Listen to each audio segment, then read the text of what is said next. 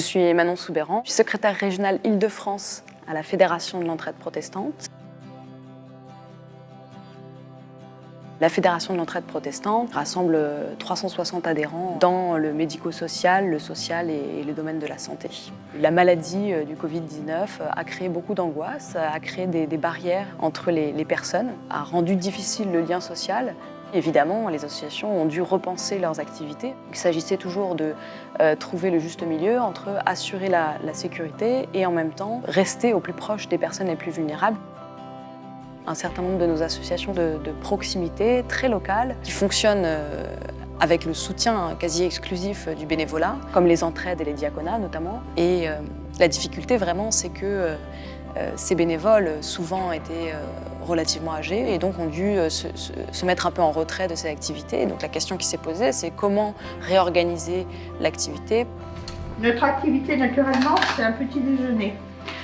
L'idée du petit déjeuner, c'est plutôt de créer du lien autour d'un café, d'un thé, de quelque chose, mais surtout petit à petit d'engager une relation authentique, petit à petit les amener à une vie sociale plus tendre, sympathique. Bon, alors tout ça est remis en cause parce que j'ai à peine le temps de discuter avec le public habituel. Je suis contente de ce qu'on fait, hein. On fait un travail utile. Hein. Bonjour. Bonjour monsieur, comment ça va? Ça va, ça va? Qu'est-ce que vous voudriez? Vous voulez du chocolat? Il y en a plein. Voilà. Ah non. 3 ans, je pense, que je viens régulièrement. Heureusement qu'ils sont là, parce que sinon on serait dans la galère. Mais voilà, tout ce qui se passe et tout, tu vois, c'est bien de discuter un peu avec les gens. Et ici, ils nous accueillent bien, super. J'aimerais bien retrouver la vie normale, en fait. Parce que ça, c'est une vie qu'on n'a pas l'habitude d'avoir, tu vois, de se laver les mains, de faire 1 mètre. Ça va être dur, hein. À la fois, le confinement a été très long, 2 mois c'est très long, et à la fois tout est très rapide pour des associations où il faut tout réorganiser dans le stress. Et donc la fédération a mis en place une réunion hebdomadaire à destination des entraides et des diaconats. Ça a permis un partage d'informations très très riche et de transmettre des idées qui ont été mises en place, des idées nouvelles, mais riches aussi pour la fédération en elle-même, puisque c'est vraiment de là qu'on a pu avoir beaucoup de retours de terrain très concrets. Un de nos directeurs a pu participer aux réunions électroniques de la FEP, qui était un lieu de partage d'expériences, un lieu où les uns et les autres ont pu exprimer leurs besoins. Nous-mêmes, on a pu exercer une forme de solidarité puisqu'on avait reçu beaucoup de masques.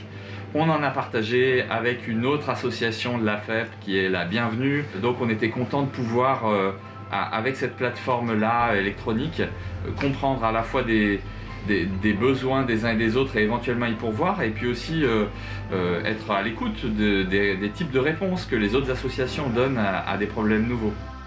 Dans sa charte, la FEP proclame que la pauvreté, les précarités, le chômage, la solitude et toutes les formes d'exclusion ne sont pas des fatalités, mais sont les signes manifestes d'un ordre social, économique, qui n'est pas à l'écoute des plus fragiles. Et je pense que tout au long de la crise, le gouvernement, les pouvoirs publics étaient assez démunis.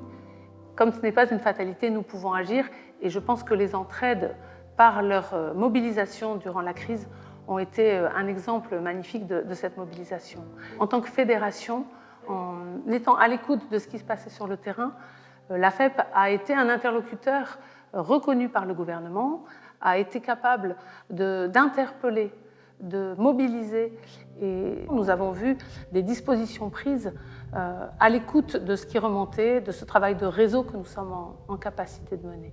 Une des grandes problématiques de la crise sanitaire du Covid-19, ça a été vraiment aussi de constater à quel point certains publics étaient à la limite en fait, de la très grande vulnérabilité. On se rend compte qu'on est en train de récupérer beaucoup de personnes qu'on ne voyait pas habituellement dans nos associations. On commence à avoir vraiment arrivé des gens en grande précarité, en grande difficulté, qui viennent vraiment pour les colis alimentaires avant tout. J'ai rencontré un public que je vois peu, qui est le public des familles. Parce que naturellement, au petit déjeuner, il y a plutôt un public de grands précaires. C'est émouvant de voir ces mères qui viennent pour les enfants. C'est autre chose. La crise a conduit les entraides à changer complètement leur façon de travailler.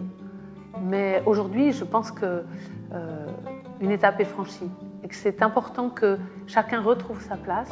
Et je crois que nous avons un vrai travail à mener pour inventer de nouveau une façon d'être ensemble, de travailler ensemble, de se mettre au service. Osons retendre la main et redonner confiance afin que chacun trouve sa place et que tous ensemble, on aille peut-être un pas plus loin grâce à ce qui s'est passé, parce que dans toute crise, il y a quelque chose à apprendre.